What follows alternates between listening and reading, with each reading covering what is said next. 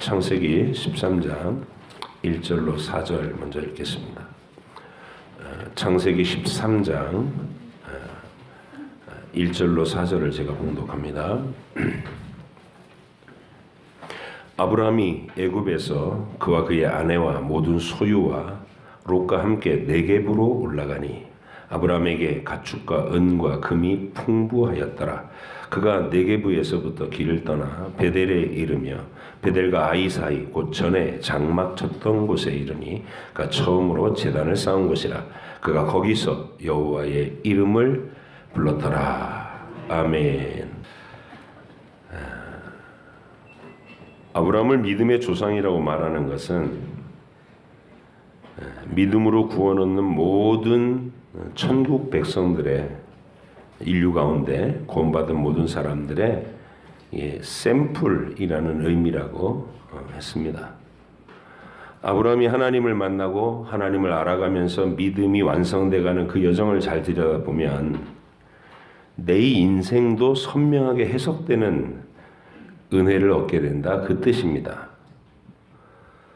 죄 아래 태어나서 하나님을 모르고 살아가던 우리가 예수님을 믿고 구원받는 영혼이 되었다면 아브라함의 일평생은 내게 모범 교본이 되어준다는 뜻입니다. 아브라함 이야기를 통해서 하나님과 더 가까워지는 것만큼 우리 인생에서 가치 있고 중요한 일이 다시 없다는 사실 아시고 부디 계속되는 이 아브라함 이야기에 관심을 기울여 주시기를 바랍니다.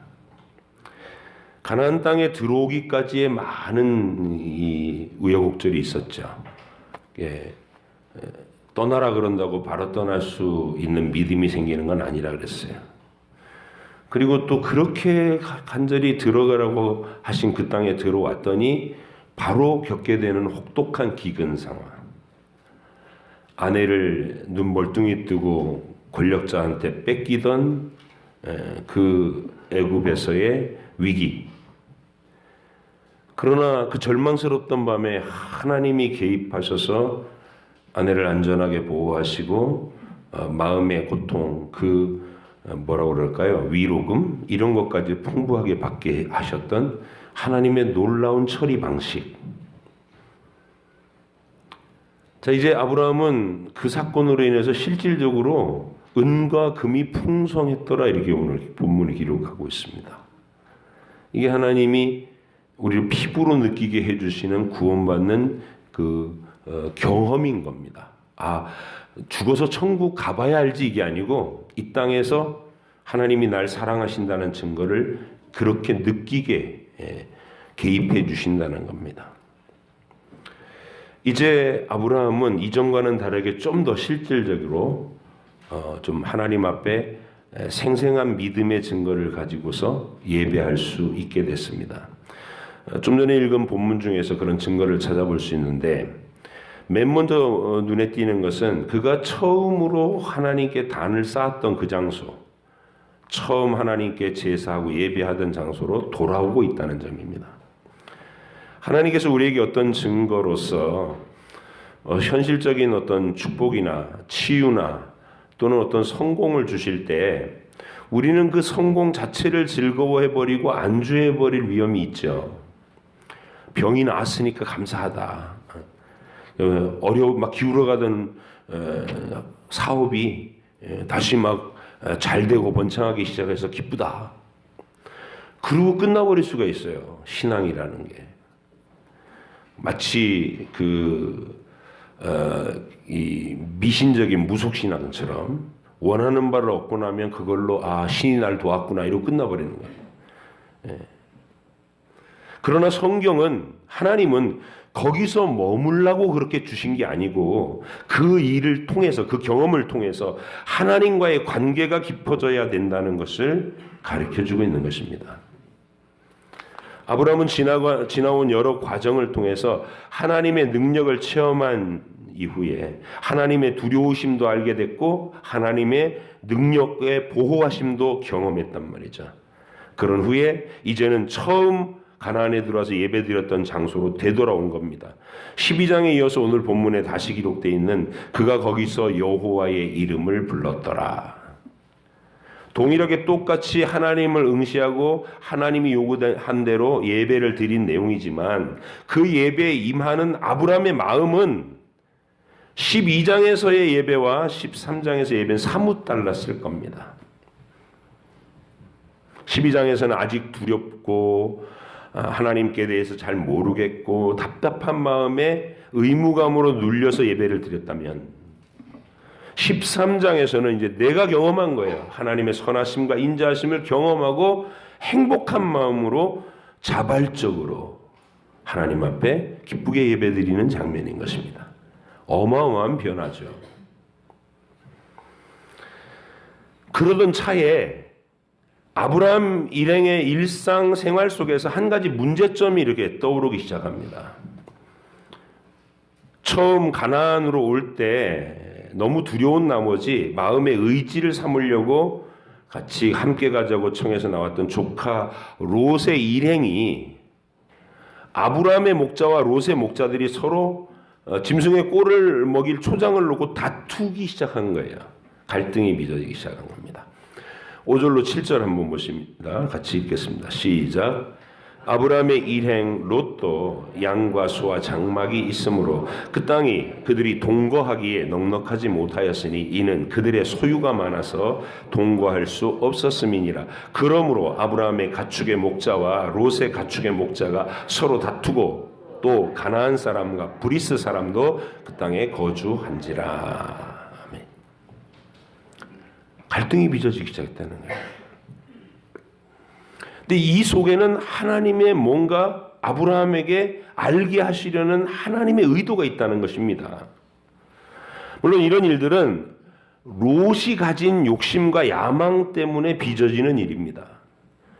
그는 아브라함과는 다르게 하나님을 만나는 일에는 관심이 없고 이 새로운 땅에 와서 자신의 재산을 불리고 더 많은 짐승을 소유할 욕심으로 자신의 종들에게 이렇게 말했을 겁니다. 너네들 삼촌의 종들한테 밀리지 마. 우리 양 때 배골케 만들면 내가 가만 안 둬. 그러지 않았겠는가? 그럼 종들이 이제 받은 대로 한 거죠.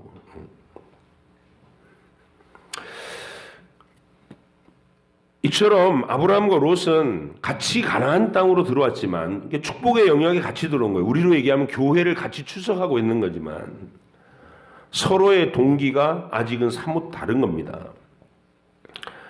아브라함을 부르신 하나님의 계획은 아브라함을 통해서 온 아브라함을 태초부터 약속하셨던 그 하나님의 아들을 세상에 보내고 구원해 주시는 그 구원 계획에 아브라함을 참여시키는 겁니다. 그러면서 동시에 아브라함을 통해서 그 복이 온 세상 만민에게로 선명하게 퍼져나가도록 하시려는 위대한 계획을 갖고 계신 겁니다. 아브라함은 아직은 그 하나님의 큰 계획에 대한 확신이 부족한 채로 단순히 하나님이 막 강권하심으로 재촉하시니까 두려움 속에서 불완전한 순종을 이루었었죠. 고향 친척 아비집 다 떠나는데 고향도 못 떠났고 아버지가 압박받아서 떠났어요. 그죠? 아버지 못 벗어나고 돌아가실 때까지 거기 붙잡혀 있었으니까 친척 떠나는데 친척 달고 나왔다고 지금 하나도 된 게 없어요. 지금 그는 고향과 친척과 아버지의 영향력에서 벗어나서 독립적으로 단독자로서 하나님의 부르심을 받들도록 명령받았습니다. 그러나 여전한 두려움 때문에 롯과 함께 가자고 요청했던 겁니다. 고향을 떠나고 할아버지 데라가 죽고 작은아버지 나홀이 남아있던 하란 땅. 이게 이제 롯의 입장입니다. 롯에게는 아브라함한테는 데라가 아버지지만 롯한테는 할아버지잖아요. 아버지 하란은 일찍 죽었고, 그래서 고향을 떠나고 할아버지 데라가 돌아가시고 그리고 작은 아버지 나홀이 남아 있었던 그 하란 땅에서 막내 삼촌인 아브라함이 야 나랑 같이 가나안으로 가자라고 제안받았을 때 롯도 나름대로 여호와 하나님께 대한 경험이 있는 인물입니다. 사실 고향인 갈대아 우르를 떠나서 유프라테스 강변 그 하란 땅에 이주해온 그 가문 전체에게 여호와 하나님은 두려운 신으로서 결코 무시할 수 없는 분이셨습니다. 롯은 어찌 보면 아브라함보다도 그 하나님께 대해서 더 절실한 안목을 가졌어야 될 인물입니다. 왜냐하면 자신의 할아버지 데라가 아브라함 삼촌으로부터 들은 하나님의 명령을 거부하다가 일어난 일이 바로 롯 자기 아버지가 돌아가신 일이기 때문에 아버지 하란이 그 사건 속에서 죽었다 그 말입니다. 모세가 창세기를 기록하면서 이야기를 아브라함 중심으로 기록하기 때문에 상세한 정황은 알 수는 없지만 우리는 하란이 죽음을 맞이하게 된 이유를 어렴풋하게라도 짐작할 수 있습니다. 아마도 하란은 가족들 중에서 가장 하나님께 대해서 완강하며 또 하나님을 묵살하고 그리고 세속적인 야망에 사로잡힌 인물이었을 것이다. 추정할 수 있습니다. 왜? 죽었으니까 그게 아니고 롯이 보이는 모습을 보면 알 수 있어요. 그 유전자, 아버지, 그 아버지의 그 아들. 롯은 하나님의 다루심 속의 현장에 그 막 생생한 현장 속에 있으면서도 하나님께 대한 감각이 없습니다. 관심도 없고 오직 소돔 땅의 막 그 풍성한 기름진 옥토 그리고 그 사람들이 보여주는 사치스러운 생활 거기에 마음이 현혹돼 가지고 소돔 쪽으로 휩쓸려 가는 걸 보니까 데라 가문의 그런 특징을 가장 강하게 나타냈던 인물이 하란이었겠구나. 그래서 하나님이 징계와 심판을 행하시면서 동시에 아브라함을 떠날 수밖에 없도록 압박하시는 카드로 하란을 데려가신 거구나. 그 정도 상상력은 발휘할 수 있습니다. 아마 막내인 아브라함이 여호와라는 신이 자꾸 나타나서 꿈에 나타나셔서 고향을 떠나라고 하셔요. 아버지를 떠나라고 하셔요. 그럴 때 아버지가 얘기 꺼내기도 전에 제일 맏형인 하란이 그랬을지도 모르는데 엠마 개꿈이야 이 자식아 어디 개꿈 꾸고 아버지 심란하시게 그랬을 가능성이 크다. 그 아들입니다. 롯이. 어쨌든 하나님의 다루심이 있었을 때 롯은 여호와 하나님을 거스르는 일이 두려운 결과를 초래한다는 사실을 아버지의 죽음을 통해서 절실하게 체험한 사람입니다. 함부로 무시할 수 없죠. 하지만 그가 생각한 신앙은 아브라함 속에서 이게 싹트고 자라나고 있는 그 신앙과는 전혀 다른 모습이었습니다. 롯에게 있는 믿음이라고 하면 인간이라면 누구나 가지고 있는 막연한 종교신. 그게 뭐예요?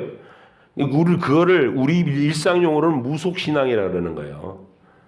뭔가 보이지 않는 존재가 있을 것 같기는 하죠.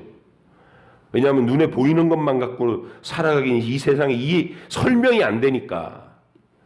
그래서 신한테 잘 보이고 빌고 치성드리면 나한테 좀 감동받아가지고 하는 일마다 잘 되게 하고 건강도 붙잡아주고 자식들도 뭐 형통하게 해주고 이랬으면 좋겠다. 이게 이 정도의 신앙을 무속신앙이라는 거예요.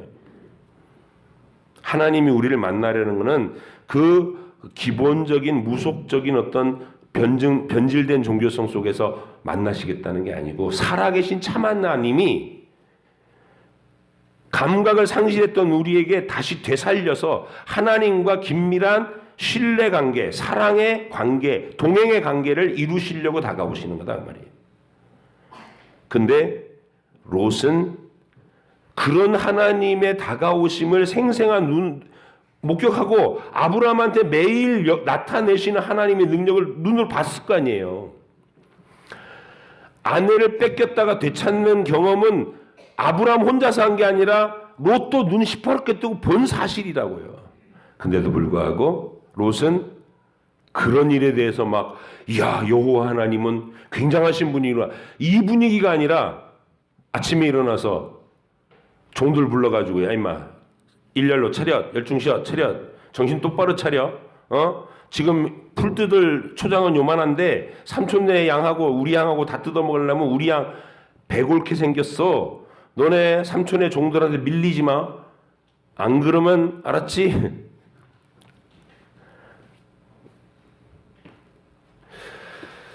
반면에 아브라함은 자신에게 찾아오신 여호와 하나님이 온 세상 만민들을 죄와 죽음과 비참한 이 사망의 땅에서 건져내시기 위해서 구원 계획을 가지고 계신 분임을 조금씩 알아가기 시작합니다. 거기에 관심이 생기기 시작한 거예요. 그분은 단순히 누군가에게 내가 네 하나님이 되주마 그러면 수호신 역할만 하는, 네가 원하는 건 다 들어줄게, 원하는 게 뭐니? 이런 정도의 하나님 노릇을 하려고 다가오신 게 아니라 사망의 저주 속에 빠져있는 인류 전체를 내가 내 아들을 세상에 내려보내서 대속의 사랑으로 그들을 건져내고자 하는데, 아브라함아 네가 그 일을 세상에 전파하는 제사장이 되어라. 네 후손들이 그 역할을 해라. 이런 계획을 반복적으로 말씀해 주고 계셨다는 거예요. 처음에는 못 알아들었는데 이번 사건을 경험하고 나서는 아브라함이 이분은 뭔가 강력한 의지를 갖고 계신 분이구나 알기 시작했다 그 말이에요. 처음 출발할 때까지만 해도 아브라함이나 롯이나 비슷한 수준에서 공포심과 두려움으로 하나님을 대할 때 그때는 별 차이가 없어 보였어요. 처음 신앙은 다 그래요. 처음 신앙은 주일 빼먹으면 벌 받을 것 같고, 뭔가 예배 빼먹으면 찜찜하고, 또 주변에서 예배 안 드린다고 막 뭐라 그러니까 의무감으로 와서 앉아있고, 거의 처음엔 그렇습니다. 그러나 롯과 아브라함이 갈리기 시작하는 부분이 있어요.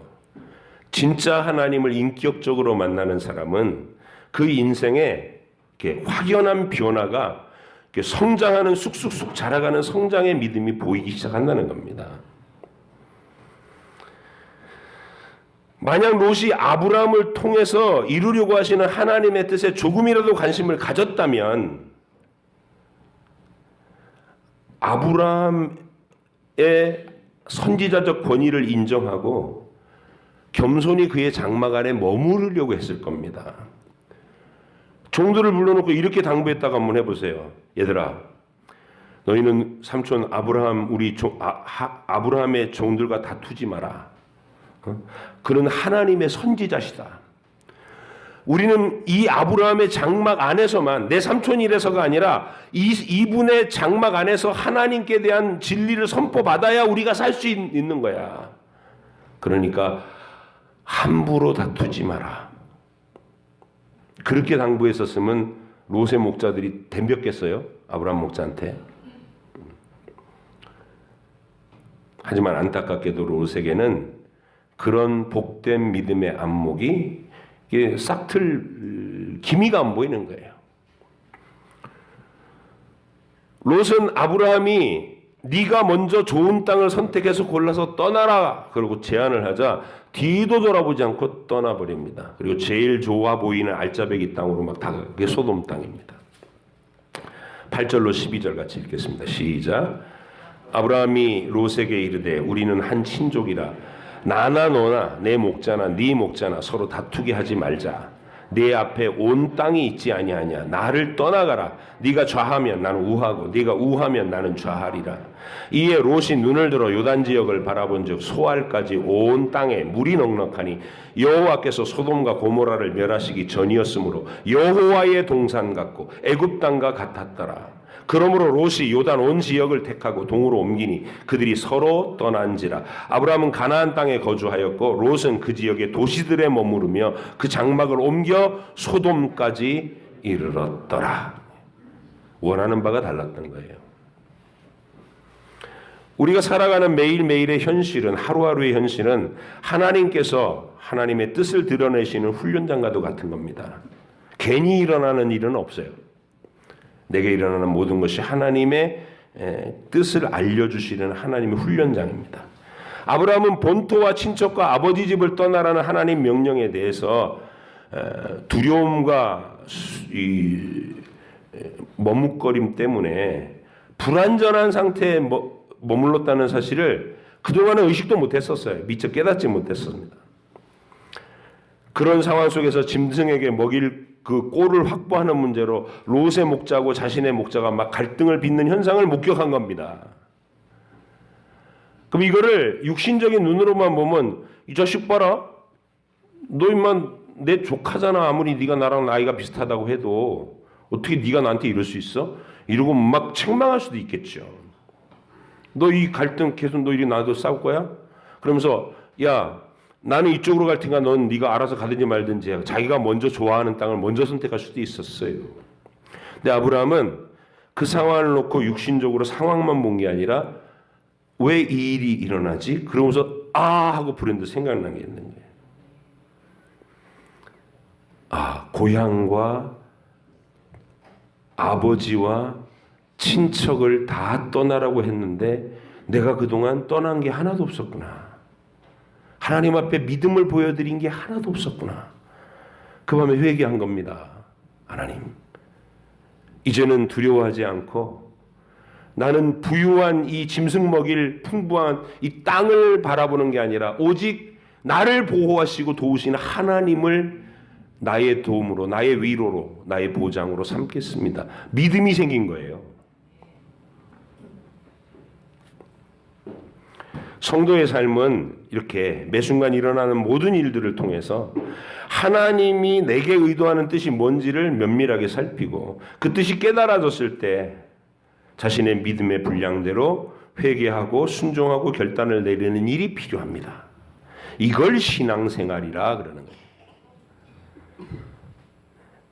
하나님은 우리한테 우리한테가 아니라 여러분 한 분 한 분 개인에게 구체적으로 기대하시는 하나님의 기대치가 있으십니다. 그래서 대부분 여러분의 현실에서 계속 반복적으로 나타나는 이게 동일한 다루심, 동일한 훈련이 계속 임하는 걸 느낄 거예요. 돈에 약한 사람은 돈에 대한 시험이 자꾸 옵니다. 이성의 유혹에 약한 사람은 이성에 대한 시험이 자꾸 올 겁니다. 저마다 자기가 하나님 앞에서 연약한 부분이 다 닥쳐 있어요. 근데 중요한 건 내 인생에서 벌어지는 일들이 바로 그 부분을 가지고 하나님이 거기서 한 걸음 더 극복하고 이겨내고 거룩함 쪽으로 옮기자라고 하나님이 계속해서 나에게만 들려주시는 그분의 의지가 있다는 것이죠. 그걸 깨달아서 아브라함처럼 해석하는 겁니다. 왜 이런 일이 일어나지? 그렇구나. 내가 순종하지 못했던 부분이 이것이구나. 그리고 결단을 내린 겁니다.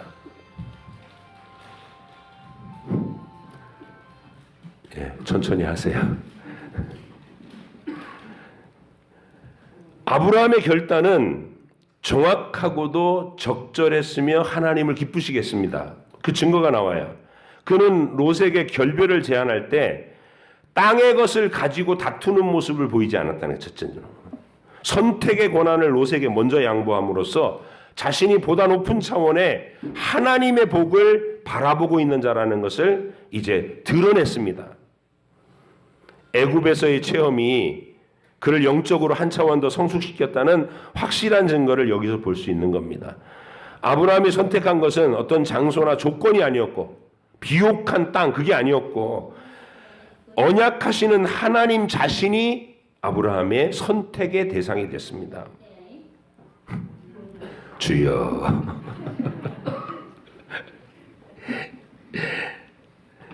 그게 새롭게 형성된 믿음의 안목이 있었기 때문에 아브라함은 롯에게 선택할 권한을 먼저 주고 여기는 어때든 상관없어.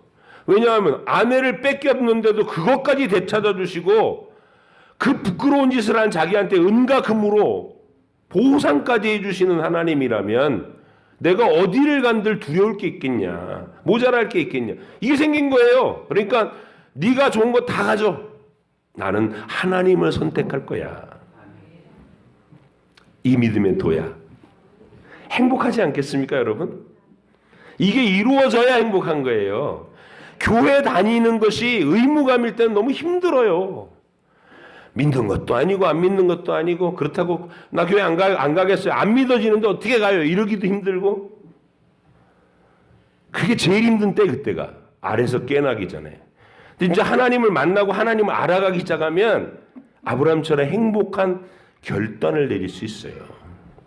세상 모든 것 다 없어져도 살아계신 하나님이 내 편에 계신 이상 나는 행복합니다. 그 믿음이 생긴 거예요.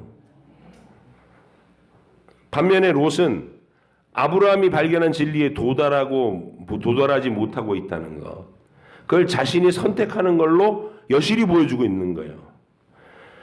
그는 심각하게 고려하는 내용이 뭐냐면 하나님이 아브라함을 통해 보여주신 진리의 내용 관심도 없어요. 관심도 없고, 야 어디가 유리하냐, 어디 가면 내가 재밌게 살겠냐, 어떻게 하면 인생을 좀 더 사람들한테 떵떵거리고 자랑하고 거들먹거리며 살 수 있냐, 이 기준에서 벗어나지 못한 거예요. 교회에 와 있으면서도, 하나님의 장막 안에 머무르고 있으면서도 결국 야 너 네가 좋은 대로 골라 떠나가 그랬더니 아주 조금도 고민 안 하고 말씀이 임하는 아브라함의 장막을 버리고 가잖아요. 소돔과 고모라 쪽으로 들어갑니다.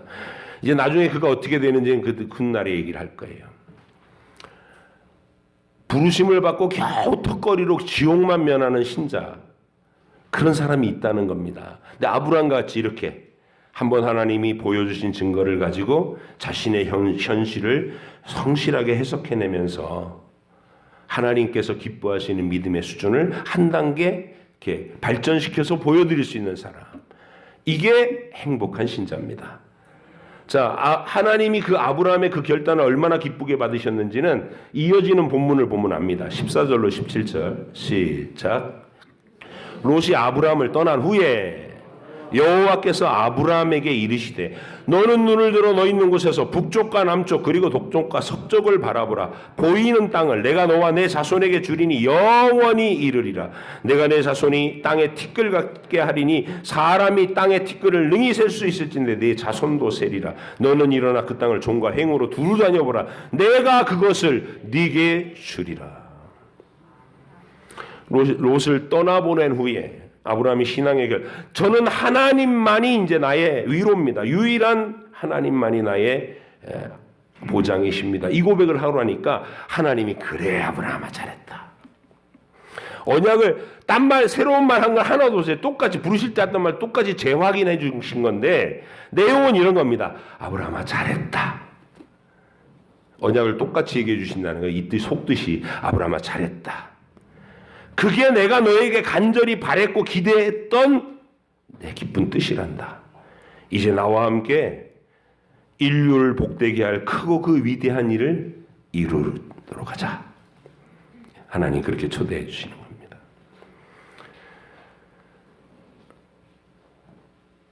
그는 믿음이 한 걸음 더 성숙해졌다는 분명한 증거를 보여드리면서 이 이야기를 일단락짓습니다. 이 사건 18절입니다. 시작.